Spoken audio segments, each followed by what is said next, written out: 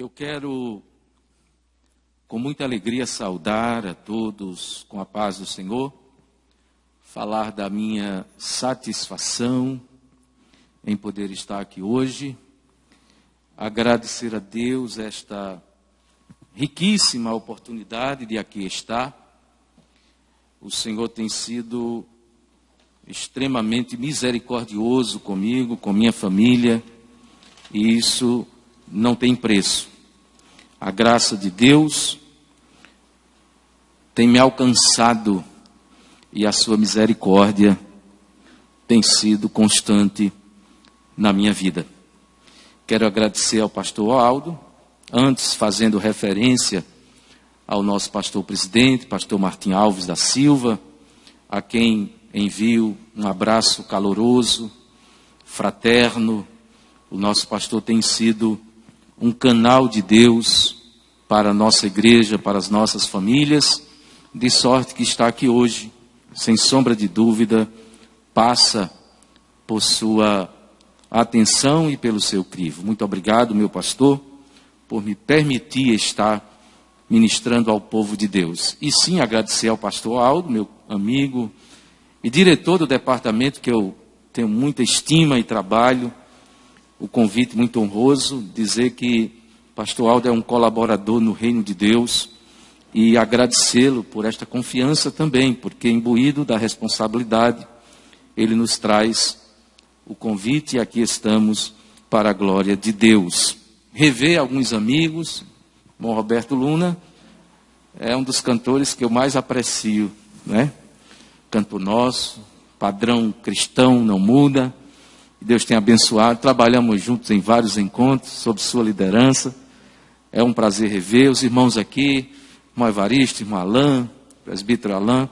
Prazer revê-los aqui na técnica, trabalhando tão bem. Nosso amado irmão que está aqui também na técnica de som, prazer conhecê-lo.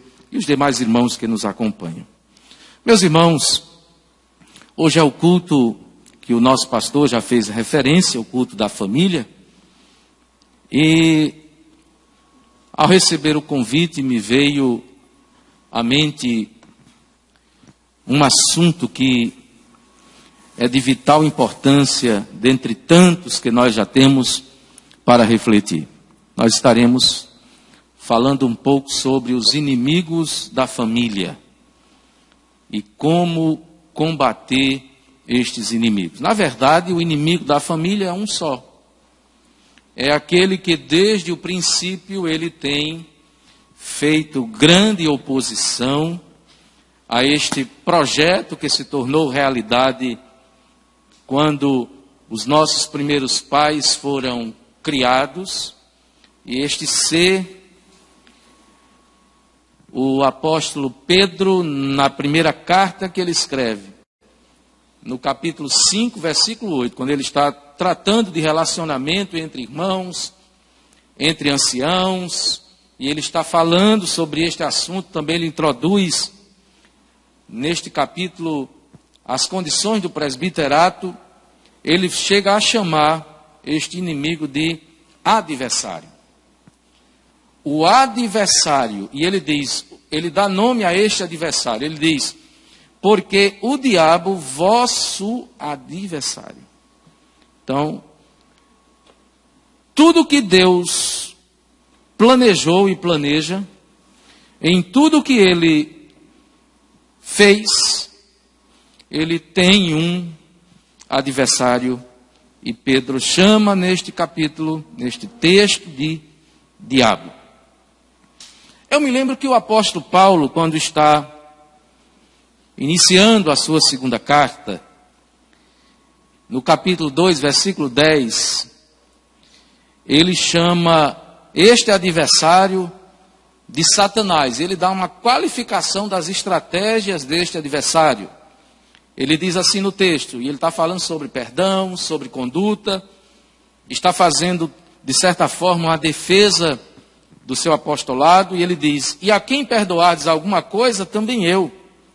Porque o que eu também perdoei, se é que tenho perdoado, por amor de vós o fiz na presença de Cristo, para que não sejamos vencidos por Satanás. porque não ignoramos os seus ardis, as suas estratégias, os meios que o inimigo da família utilizam para destruir a fé e a vida das pessoas. Então, nesse conceito e nessa visão de que nós enfrentamos muitos inimigos, os quais se opõem sistematicamente a este plano de Deus, a família, enfim, nós vamos aqui elencar algumas estratégias que este inimigo tem usado para destruir as famílias.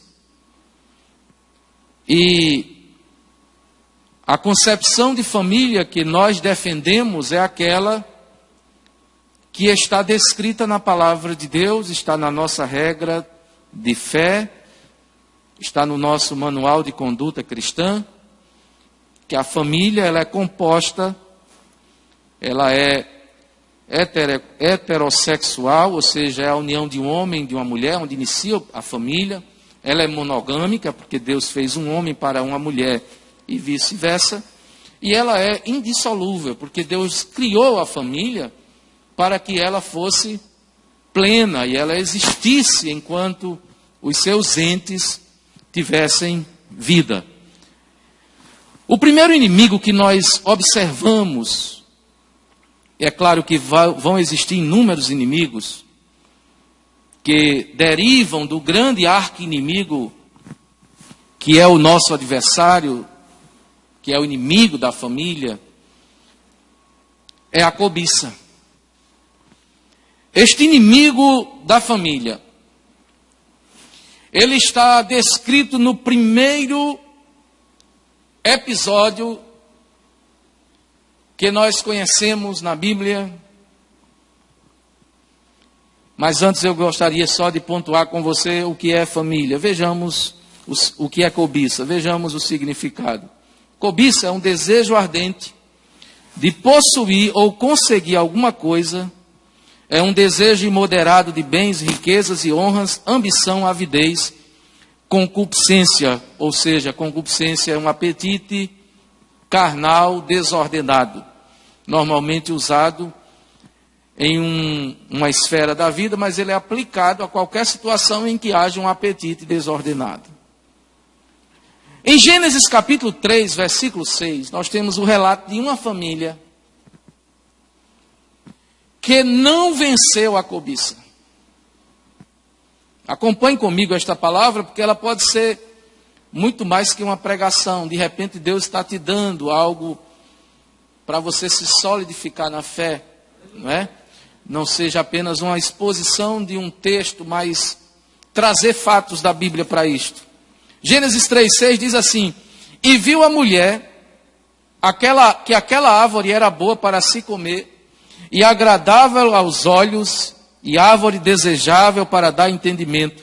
Tomou do seu fruto e comeu, e deu também a seu marido, e ele comeu. O que é que está por trás desse ato que Eva, ela comete aqui? E aí alguém chega a crucificar Eva e tê-la como a culpada deste fato, mas de fato havia uma ligação muito estreita entre Eva e seu marido, e ela estava sob sua liderança. Então eu entendo, ainda que respeite opiniões em contrário, que Adão falhou na liderança de Eva, que houve alguma coisa que deixou Eva fora do seu raio de visão, e aí ambos são responsáveis por esse ato. Mas qual é o plano de fundo dessa história? É que o adversário, quando conversou com Eva, a Bíblia relata isso, ele despertou esse sentimento em Eva. Ele disse assim: olha, Deus determinou que você não comesse do fruto dessa árvore, da ciência do bem e do mal, porque Ele sabe, né? Ele sabe que se você comer, você terá condições iguais a ele. Foi isso que o inimigo quis levantar na mente de Eva. É como se ele tivesse dito assim: você não vai morrer, apenas você vai ter conhecimento. E o texto lá está bem explícito a razão pela qual Eva ouve a voz do adversário, que está travestido, segundo o relato bíblico que nós cremos piamente, em uma serpente. Então, o fato de olhar e desejar o proibido e de buscar essa promoção, e muitas vezes a cobiça ela é tão ferrenha que as famílias elas têm se separado mesmo estando juntas. Já pensou que coisa interessante? Eles caminham na competição de ter, de querer, de buscar, de granjear.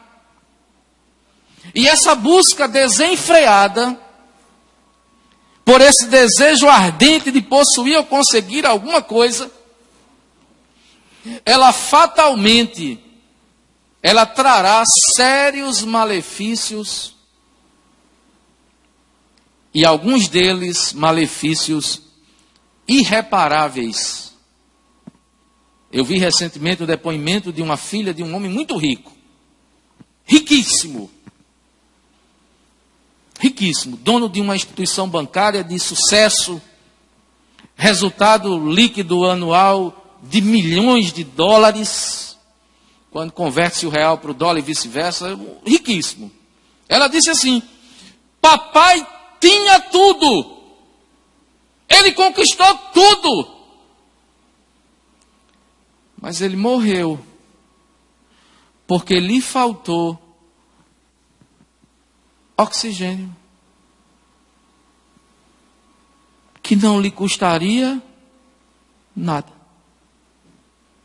Tiago diz, no capítulo 4, versículo 1 ao 3 e no versículo 6, de onde vêm as guerras e pelejas entre vós? Porventura não vem disto, a saber dos vossos deleites, que nos vossos membros guerreiam? Cobiçais e nada tendes, matais e sois invejosos, e nada podeis alcançar. Combateis e guerreais e nada tendes, porque não pedis. Pedis e não recebeis, porque pedis mal, para o gastardes em vossos deleites. Antes ele dá maior graça. Portanto diz, Deus resiste aos soberbos, mas dá graça aos humildes. Então a cobiça precisa ser vencida por nós, porque quer queira, quer não queira, nós de vez em quando somos assediados por isso. Somos assediados para termos até um comportamento que traga referência para a nossa família de cobiça. E não se engane, os nossos filhos e as pessoas que estão à nossa volta, elas observam claramente o nosso comportamento. E não adianta nós falarmos sem que o exemplo acompanhe aquilo que nós fazemos. Como combater a cobiça? Trago duas referências para nós. Provérbios capítulo 11, versículo 2 diz assim: em vindo a soberba, virá também a afronta, mas com os humildes está a sabedoria. Romanos capítulo 12, versículo 16, o apóstolo Paulo diz: sede unânime entre vós, não ambicioneis coisas altas, mas acomodai-vos às humildes, não sejais sábios em vós mesmos. O padrão da palavra é aquele em que eu sou grato a Deus por tudo que Ele me deu. Isso não me impede de querer galgar patamares mais altos. Não estamos tratando disso. Mas isso me faz pensar na necessidade que eu tenho de ser grato a Deus pelo que eu já tenho. Ou até pelo que eu não tenho. Obrigado, Senhor, porque eu não tenho um avião. Obrigado, Senhor, porque eu não tenho um helicóptero. Talvez o Senhor não me dê um helicóptero, porque eu não sei pilotar helicóptero, e eu caindo do helicóptero é mais difícil de viver, de sobreviver, do que um acidente de trânsito. Então nós precisamos ser gratos a Deus por isso. A sua família precisa ver em você gratidão. Nós precisamos demonstrar para os nossos filhos, para o cônjuge, para os que estão à nossa volta, sentimento de gratidão. Viver conforme aquilo que Deus nos disponibilizou. Eu olho para a minha vida, e ontem fez 28 anos que eu saí pela primeira vez em público com a minha namorada, com quem me casei e com quem convivo há 27 anos e 6 meses. E ontem eu estava me lembrando que eu cheguei no culto muito jovem.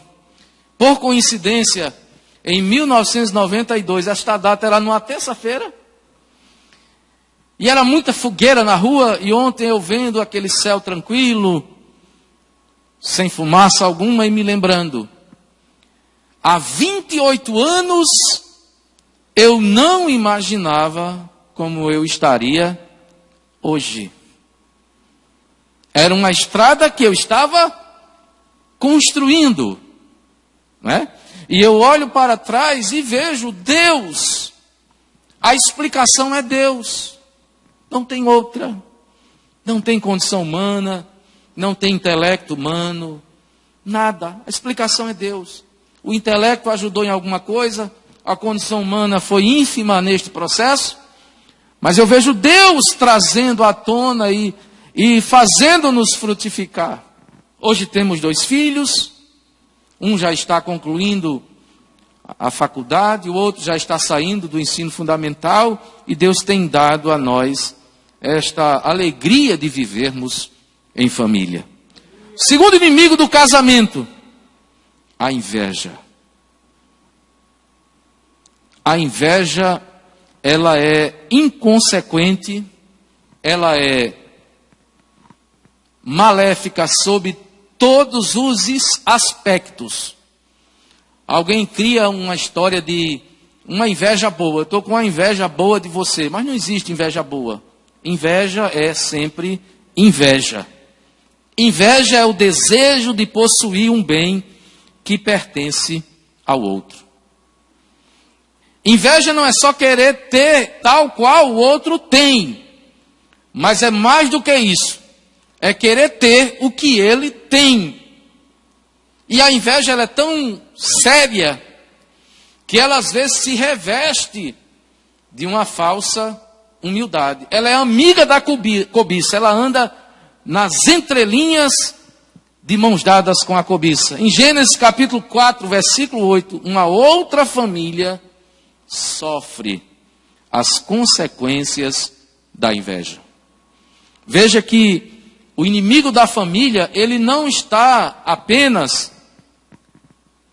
tentando mudar as concepções bíblicas, ele não está apenas movendo pessoas que detêm autoridade legislativa ou autoridade judiciária para reconhecer os padrões que estão fora da Bíblia, mas o inimigo, desde o princípio, ele procura a família para dentro dela promover a sua ação para derrubá-la. E aqui nós temos o registro do primeiro homicídio numa família. Isso é muito doloroso. O texto diz, mas para Caim e para a sua oferta, Deus não atentou. Aí a Caim diz assim, Caim irou-se e descaiu o semblante, e o Senhor disse a Caim, por que tiraste? Por que descaiu o teu semblante? Deus às vezes tem umas perguntas retóricas, só para promover em nós a consciência daquilo que nós estamos fazendo. Deus sabia o que estava vendo com Caim.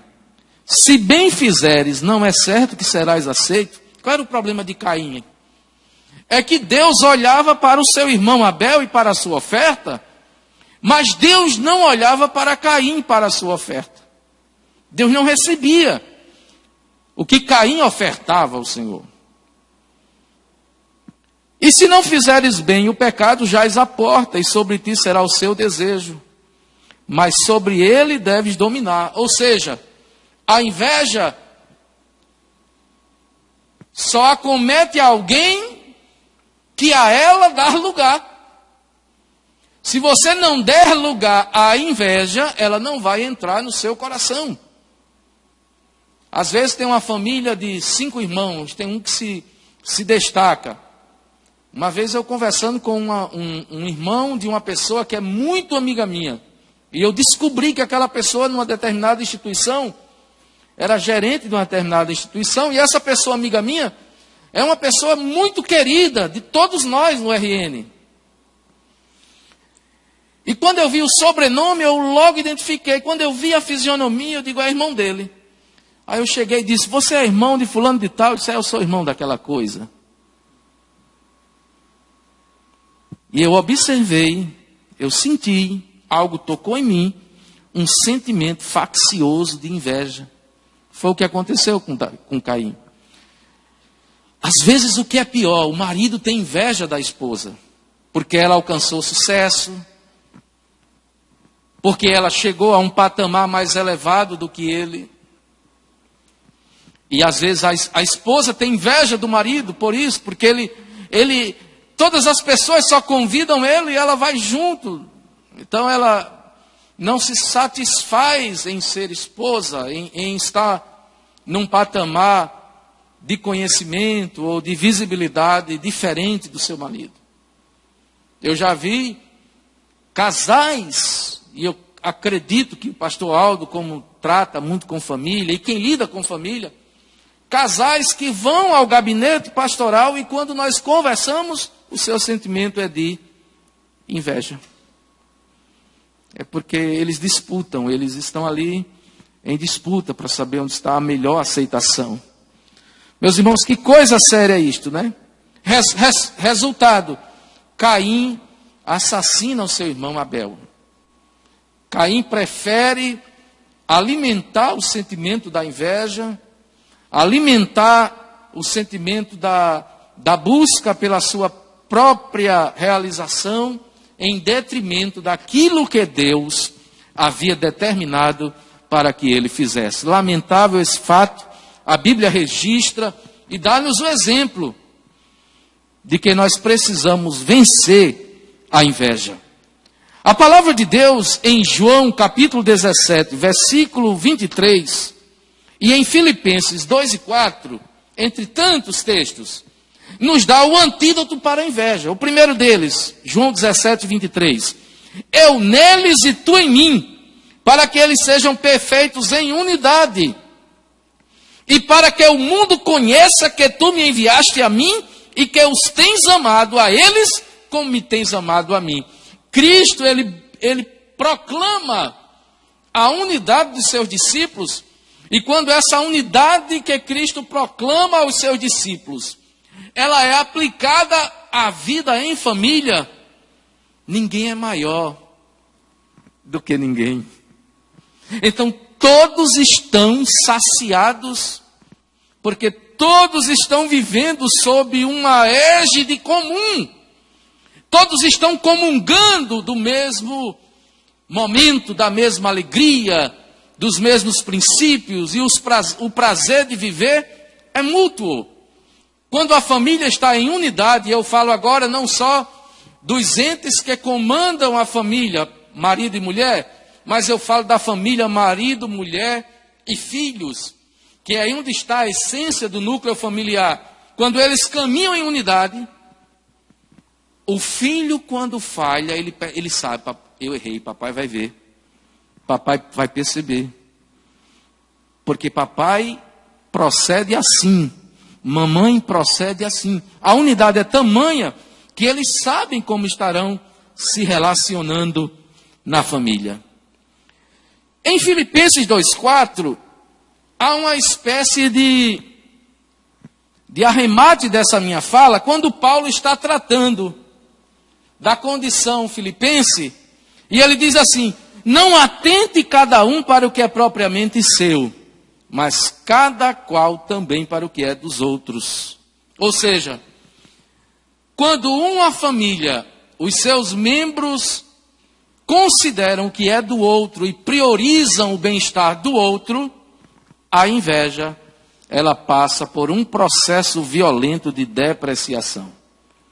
Nós vamos falar sobre mais um inimigo da família. Nós trouxemos 5 inimigos, mas dada a exiguidade do tempo, nós imaginamos que não dará tempo. E eu quero retornar os microfones ao pastor Aldo às 8h20. Tá bom, pastor Aldo? 8h25? Pronto, então vamos lá. Um grande inimigo da família é a falta de diálogo. Esse está no topo das queixas, nos momentos de terapia, nos consultórios psicológicos e nas bancas de aconselhamento pastoral. O diálogo parece ter sido algo tão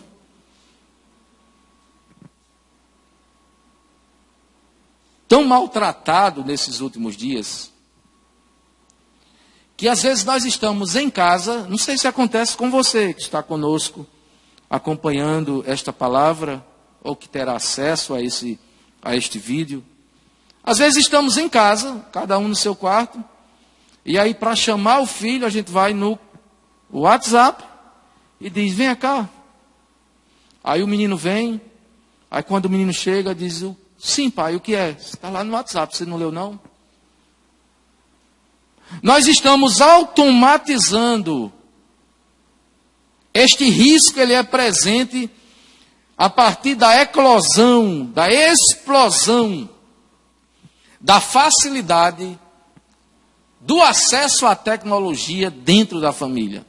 Famílias inteiras que já não se comunicavam bem hoje, elas gastam grande parte do seu dia usando a tecnologia. Hoje é muito comum nós chegarmos num restaurante. Observe quando passar esse momento de confinamento social. Vai a um restaurante, aí observa assim, uma família chegando, cada um já vem com um smartphone. E lá, quando chega, cada um senta-se à mesa e cada um está no seu mundo.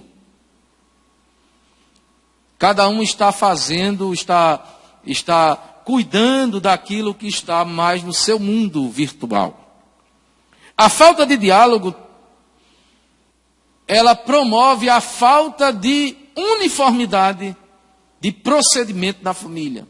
A falta de diálogo, ela traz a falta de pleno conhecimento de aonde cada ente da família quer chegar.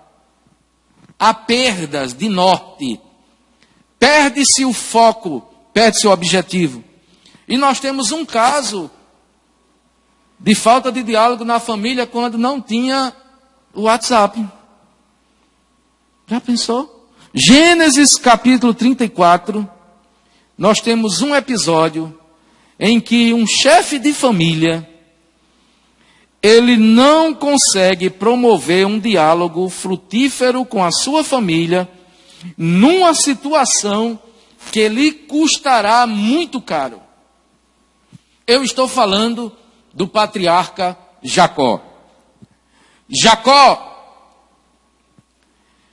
ele, após Diná ter estado desatenta, e a sua falta de vigilância é relatada no versículo 1,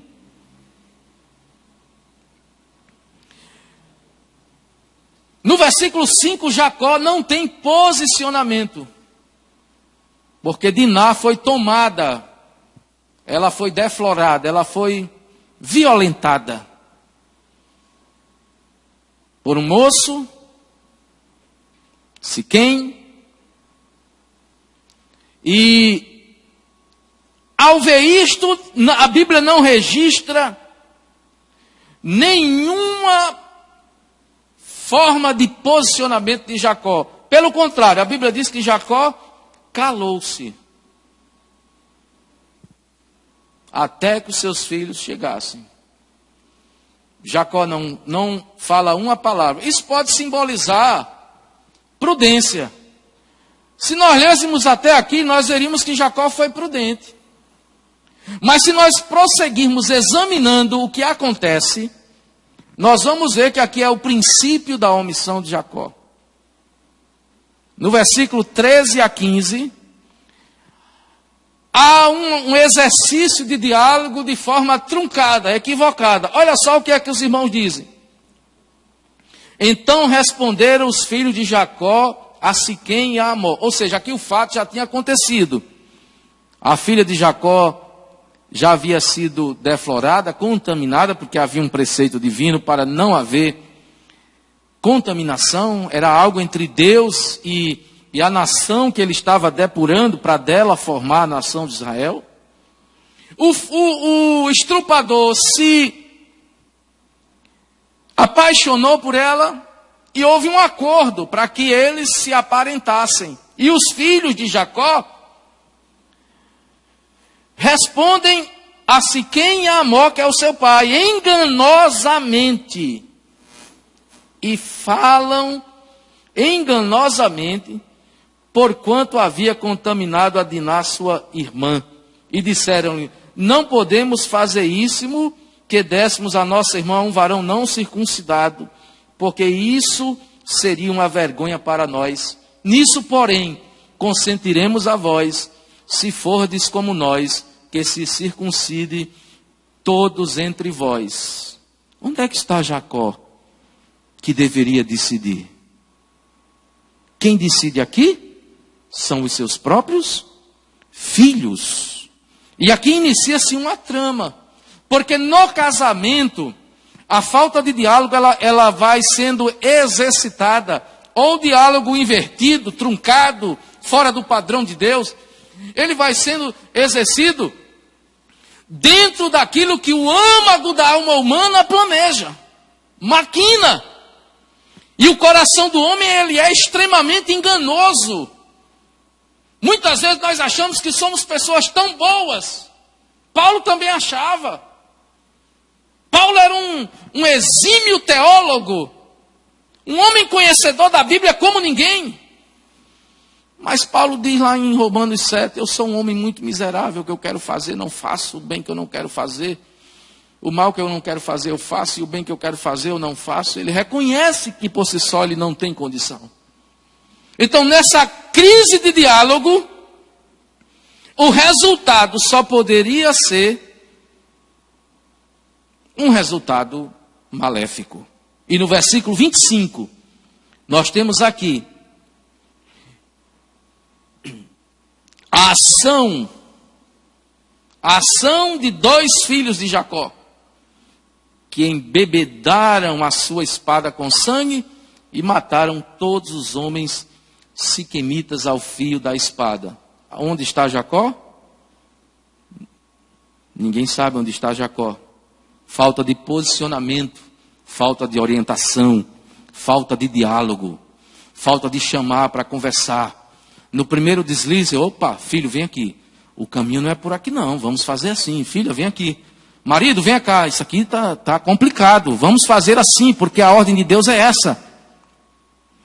Aí não faz, aí vem o segundo deslize, aí já está no estágio mais avançado. Aí você não tem mais como consertar, vai perdendo o terreno para vencer a falta de diálogo, falta de uma comunicação eficaz, que é um dos grandes inimigos do casamento. No versículo 30, depois que o leite já havia entornado, derramado e não havia mais o que fazer, aí Jacó aparece. Aí diz assim, tendes-me turbado, fazendo-me cheirar mal entre os moradores desta terra, entre os cananeus e fariseus. Então observe que depois de tudo pronto, você errou, meu filho.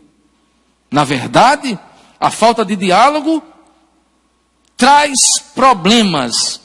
Precisamos entender que estamos vivendo nessa terra e que Deus, Jesus precisa ser o nosso guia.